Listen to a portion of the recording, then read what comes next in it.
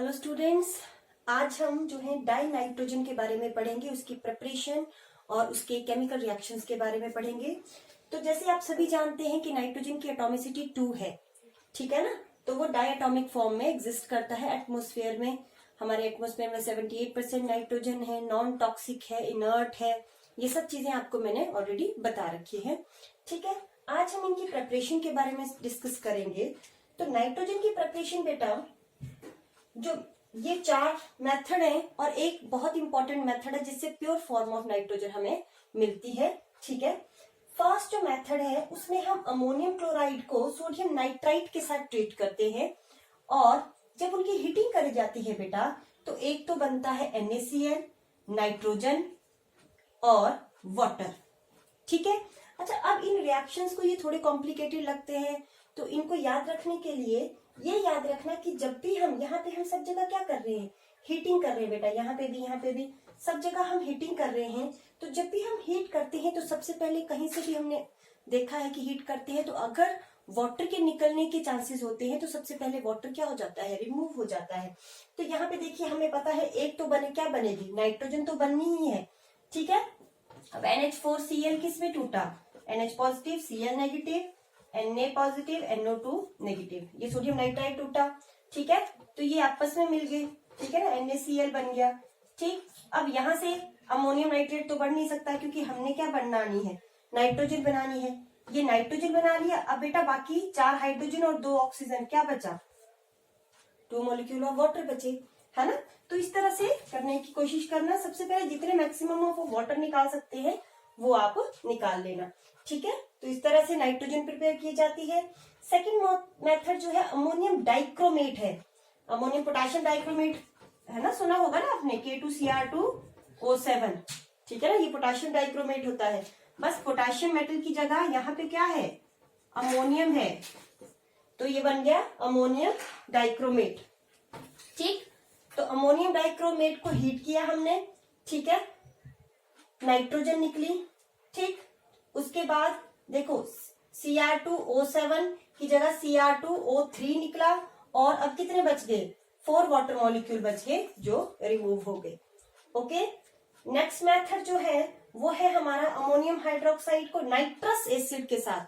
अच्छा, अब इनको ध्यान देना, ये सोडियम नाइट्राइट होता है, ये नाइट्रस एसिड होता है, ये चीजें तो आपको पता होनी ही चाहिए, ठीक है ना। NO3 नाइट्रेट होता है, NO2 नाइट्राइट होता है, ठीक है ना। जब HNO2 होता है तो वो नाइट्रस एसिड बन जाता है, नाइट्रस, ठीक। तो जब इन दोनों को हमने हीट किया, नाइट्रोजन निकली, ठीक है। ये दोनों नाइट्रोजन और बाकी हाइड्रोजन और ऑक्सीजन ही बचे हैं, तो उनसे देखो 4 और एक 5 और एक 6, तो 3 2 6 वाटर और बाकी 3, 2 और एक 3 ऑक्सीजन, उतने हमारी वाटर के मॉलिक्यूल बाहर निकल गए। नेक्स्ट मेथड है यूरिया को भी दोबारा इसी के अंडर आता है कि या तो आप अमोनियम हाइड्रोक्साइड को नाइट्रस एसिड के साथ ट्रीट करो या यूरिया ले लो। यूरिया का फॉर्मूला क्या होता है बेटा, NH2 C double bond O NH2, ठीक है। उसको नाइट्रस एसिड के साथ ट्रीट किया, 2 मॉलिक्यूल आपके निकल गए डाई नाइट्रोजन के। अब यहाँ पे CO है तो एक कार्बन डाइऑक्साइड का मॉलिक्यूल भी निकलेगा और जो बाकी बचे वो हमारे क्या बच जाएंगे, वाटर के मॉलिक्यूल बच जाएंगे, ओके। ये 4 प्रिपरेशन है आपकी डाई नाइट्रोजन की। उसके अलावा जो एक बहुत इंपॉर्टेंट प्रिपरेशन है, वो इसलिए इंपॉर्टेंट है बेटा क्योंकि उस मेथड से प्योरेस्ट फॉर्म ऑफ नाइट्रोजन हमें मिलती है, ठीक है। और वो किसके साथ है, सोडियम और बेरियम अजाइड। अजाइड ग्रुप कौन सा होता है, जो N3 होता है आपका, 3 नाइट्रोजन का जो ग्रुप होता है बच्चे, उसको बोलते हैं अजाइड। तो बेरियम अजाइड, N3 तो होगा ही, लेकिन बेरियम के ऊपर +2 है तो +2 इसके पैरों में, ठीक है ना। बेरियम अजाइड को जब हीट करेंगे, ठीक है, तो बेरियम और क्या निकल जाएगी आपके पास, 3 नाइट्रोजन के मॉलिक्यूल निकल जाएंगे, ठीक है। दूसरा क्या बोला मैंने, सोडियम अजाइड, तो Na3। अब यहाँ पे ट्वाइस नहीं लगेगा ना कि सोडियम के ऊपर 1 पॉजिटिव चार्ज है, ठीक है ना, तो यहाँ पे क्रॉसिंग नहीं हुई है। उसको हीट किया, एक बनेगा आपके पास सोडियम निकलेगा, ठीक है। लेकिन अब यहाँ पे कैसे निकलेंगे, ठीक, तो एक्चुअली में यहाँ पे इस तरह से निकलता है, ये बैलेंसिंग के थ्रू, ठीक है। तो this is the purest method to obtain nitrogen. क्यों? क्योंकि बच्चे बाकी सब मेथड्स में जो था वो मिक्सचर ऑफ कंपाउंड्स मिलते हैं, फिर उसके बाद डाइनाइट्रोजन सेपरेट करनी पड़ती है। लेकिन यहाँ पे देखो, यहाँ पे डाइसिफ डाइनाइट्रोजन बन रही है और बेरियम और जो सोडियम है वो सॉलिड मेटल के रूप में है, ठीक है ना। उनको हम वो इजिली सेपरेट कर सकते हैं। ये तो सॉलिड फॉर्म में है और नाइट्रोजन गैस की फॉर्म में निकल रही है, ठीक है।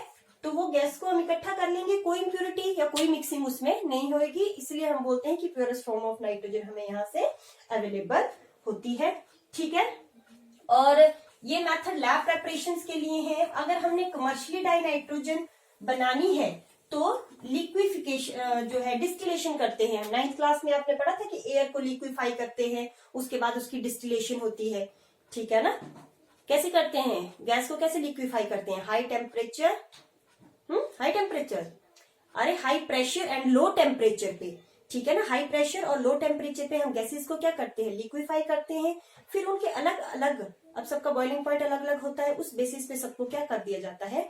लिक्विफाई कर दिया जाता है। उससे हमें कमर्शियली लेवल पे क्या मिल जाती है? हमारी डाइनाइट्रोजन मिल जाती है, ठीक। ये तो इनकी प्रेपरेशन की बात थी। आगे केमिकल प्रॉपर्टीज की बात करते हैं कि कैसे कैसे रिएक्ट करती है। फिजिकल प्रॉपर्टीज मैंने बता दी कि फिजिकल प्रॉपर्टी इनकी जैसे इनर्ट होती है, नॉन टॉक्सिक होती है, ठीक है ना। ज्यादा बॉइलिंग पॉइंट नहीं होता है इनका, ठीक है। अच्छा,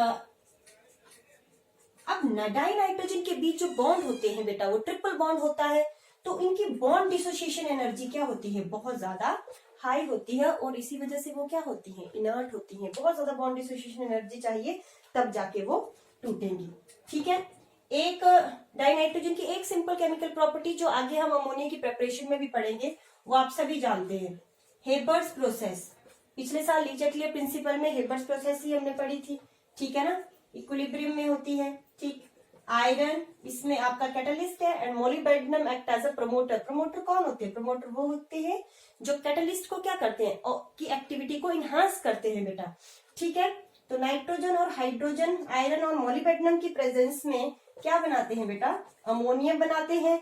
और 700 केल्विन टेम्परेचर एंड 200 एटमोस्फेयर, जो इसमें डेल्टा एच होता है वो -46 डिग्री होता है, नेगेटिव में होता है। पर आगे जब हेबर प्रोसेस करेंगे तब हम इसको डिटेल में करेंगे, लेकिन अभी के लिए सिर्फ केमिकल प्रॉपर्टी कर रहे हैं डाइनाइट्रोजन की। तो इतना समझ लेते हैं कि अमोनिया की प्रिपरेशन में हेल्पफुल होती है, ठीक है। सेकेंड, इसकी जो केमिकल प्रॉपर्टी है कि ये मेटल्स के साथ कंबाइन करती है। डाइनाइट्रोजन कंबाइंस विद मेटल और क्या बनाती हैं? ये आपके मेटल नाइट्राइड बनाती हैं। लिथियम नाइट्राइड बनेगा, ठीक है। तो सॉरी, ये आपके पास लिथियम नाइट्राइड बनेगा। उसी तरह अगर मैग्नीशियम के साथ करती हैं तो मैग्नीशियम नाइट्राइड बन जाएगा,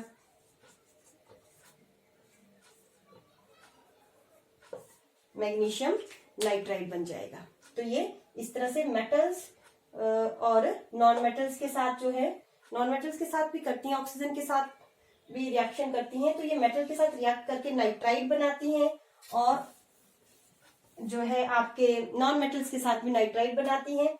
ऑक्सीजन के साथ जो इसका रिएक्शन है, ऑक्सीजन के साथ जब ये रिएक्शन करती हैं, लेकिन क्या चाहिए? Electric spark.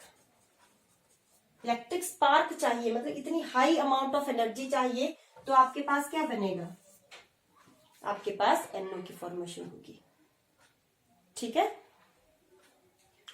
ये तो थी इसकी केमिकल प्रॉपर्टी। एक और रिएक्शन आएगा इसमें, वो है आपका कि जब ये जो कैल्शियम कार्बाइड के साथ नाइट्रोजन जब रिएक्ट करती है बेटा, कैल्शियम कार्बाइड है ना, CaC2 कैल्शियम कार्बाइड के साथ, तो कैल्शियम साइनामाइड बनता है। कैल्शियम साइनामाइड बनता है और साथ में क्या निकलता है? कोक। और इसको बोलते हैं, दोनों के मिक्सचर को बोलते हैं नाइट्रोलियम।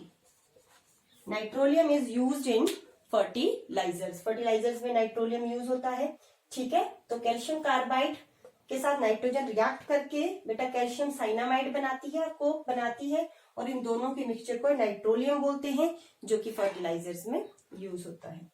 ओके, तो ये थी हमारी डाई नाइट्रोजन। इसमें नाइट्रोलियम क्या होता है इसको याद रखना आप, ठीक है। प्योरेस्ट फॉर्म ऑफ नाइट्रोजन कैसे मिलती है, वो कुछ जो इम्पोर्टेंट है बीच में कि प्योरेस्ट फॉर्म ऑफ नाइट्रोजन कैसे मिलती है। अगर रिएक्शन हो जाए अमोनियम डाइक्रोमेट को हीट करते हैं हम तो क्या टूट के प्रोडक्ट बनते हैं, ठीक है। वैसे तो और भी बहुत सारे रिएक्शन है, लेकिन मैं जो इम्पोर्टेंट है वही आपको करवा रही हूँ, ठीक है। नेक्स्ट हमारे पास जो आता है वो है हमारा अमोनिया।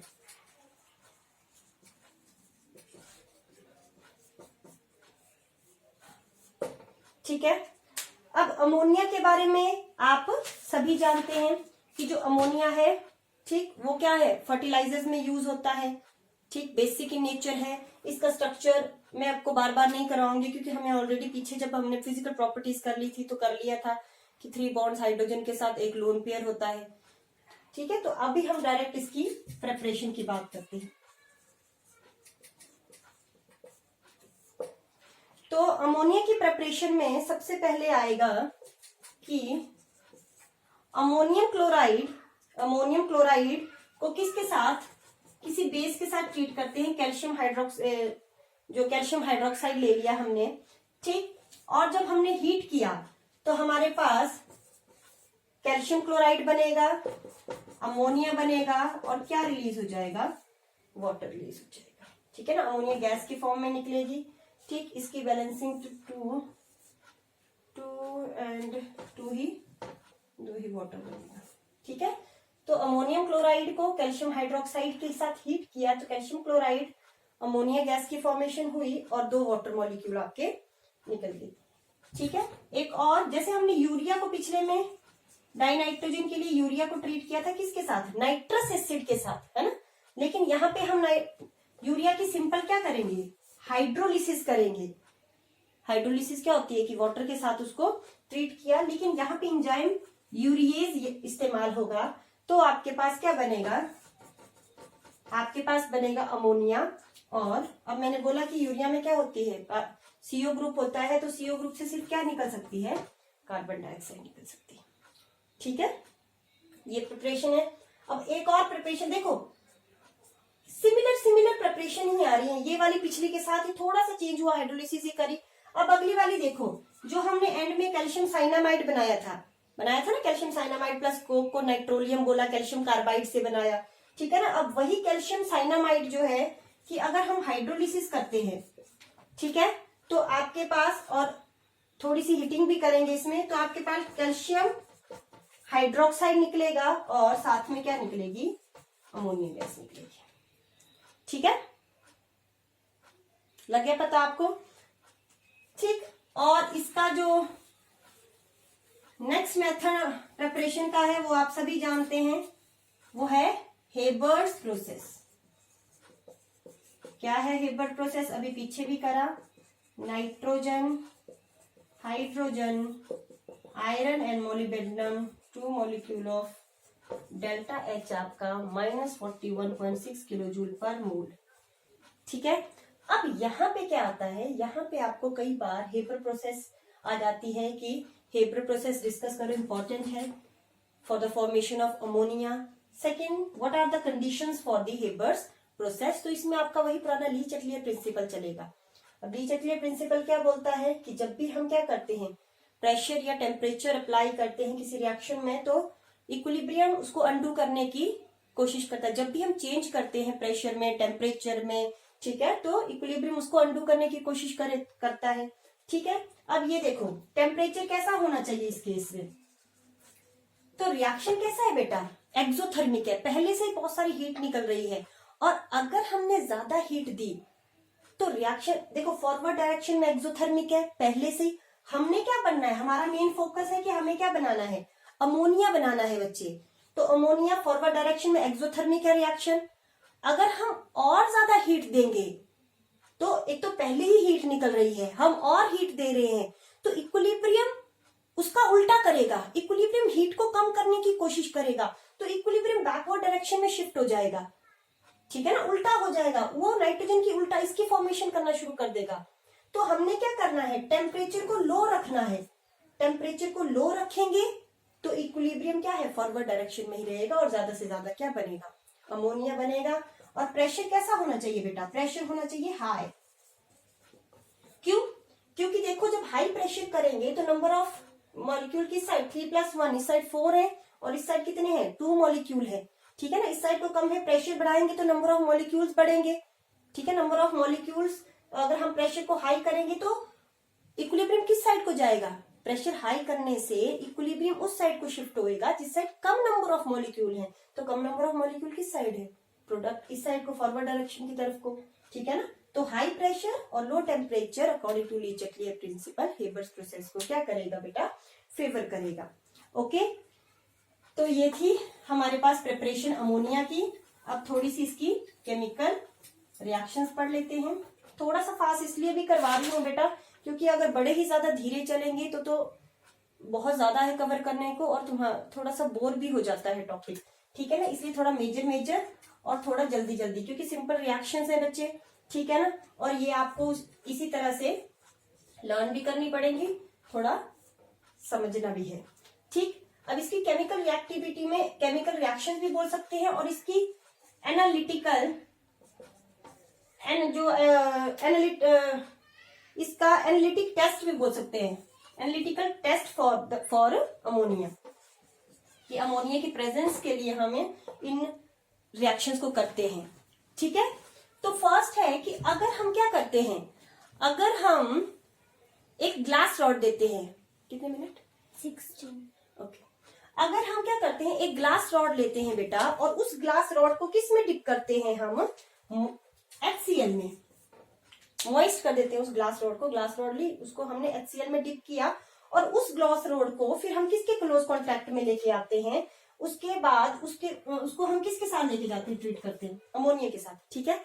ग्लास रॉड ली, उसको HCl में डिप किया और फिर अमोनिया के पास उस ग्लास रॉड को लेके गए तो उसमें से क्या निकलना शुरू हो जाएंगे, व्हाइट फ्यूम्स निकलना शुरू हो जाएंगे, ठीक है। और व्हाइट फ्यूम्स किसके होंगे, वो NH4Cl के, ठीक है। तो HCl आपका एक्वस और जो अमोनिया थी वो गैसियस फॉर्म में। तो मॉइस्ट HCl को, तो ये इंपॉर्टेंट है, जब मॉइस्ट HCl की ग्लास रॉड को आप अमोनिया के क्लोज कांटेक्ट में लेके जाते हैं तो there is formation of white fumes due to NH4Cl। तो NH4Cl के व्हाइट फ्यूम्स वहां पे बनना शुरू हो जाते हैं, ठीक है। सेकेंड टेस्ट भी बोल सकते हैं, केमिकल रिएक्शन भी बोल सकते हैं। नेस्लर्स जो है आपके पास रिएजेंट, नेस्लर्स रिएजेंट है के साथ आपका इसका रिएक्शन है। अब नेस्लर रिएजेंट क्या होता है, अब ये रिएजेंट तो ऐसा है बच्चे जो आपको सच वैसे ही याद करना पड़ेगा क्योंकि कई बार 1 मार्क में पूछ लिया जाता है कि व्हाट इज नेस्लर रिएजेंट। तो K2HgI4 is your Nessler's reagent, ठीक है। K2HgI4 आपका नेस्लर्स रिएजेंट है। तो जब आपके नेस्लर रिएजेंट के साथ अमोनिया रिएक्ट करता है तो ब्राउन पीपीटीज बनते हैं, ठीक है। ब्राउन पीपीटीज बनते हैं जिसको आयोडाइड ऑफ मिलन्स बेस बोलते हैं, जिससे कि हमें अमोनिया की कन्फर्मेशन होती है, ठीक है। और वो कैसे होते हैं तो देखना,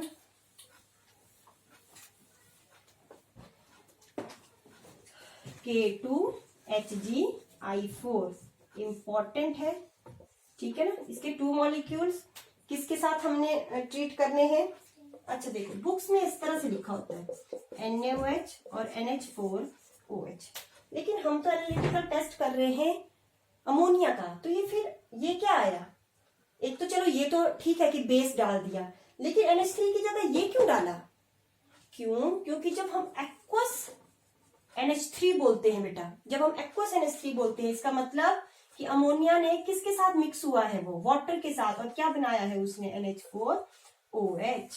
तो अगर NH4OH लिखा हुआ है तो it mean that is aqueous ammonia, ठीक है, कि मतलब NH3 को किसके साथ, वाटर के साथ मिक्स किया हुआ है, ठीक है। तो NH4OH के साथ जब हम करते हैं, ठीक, तो यहाँ पे क्या बनता है बेटा, अब यहाँ पे जो चीजें बनती हैं वो आपको सच ही याद करनी पड़ेगी। 4Ki बनता है, 3NaI बनता है, प्लस एक तरह का कॉम्प्लेक्स बनता है, ठीक है, ये इसको बोलते हैं हम आयोडाइड ऑफ मिलन्स बेस। ये ब्राउन कलर के प्रेसिपिटेट देता है, ये वाला HgO Hg NH2 ग्रुप होगा, ठीक है, और इस साइड होगा आपका आयोडाइड, ठीक है। 4 2 8 हो गया ना, तो 4 यहाँ पे आएगा, 3 यहाँ पे और 1 यहाँ पे, 8 पूरे हो गए, ठीक है। तो ये आपके जो है वो ब्राउन प्रेसिपिटेट देता है अमोनिया के साथ, ठीक है। तो अमोनिया की कंफर्मेशन के लिए टेस्ट है, ठीक। नेक्स्ट हम, ये आपको पता है कि अमोनिया जो है कलरलेस गैस होती है, लाइटर देन एयर होती है, ठीक है ना। ये नॉर्मल आपके जो नोट्स होते हैं उनसे ये आप नॉर्मली लर्न कर लेंगे, ठीक है। बेसिक नेचर का होता है क्योंकि उसके ऊपर क्या होता है, लोन पेयर होता है, इजिली अवेलेबल होते हैं वो लोन पेयर।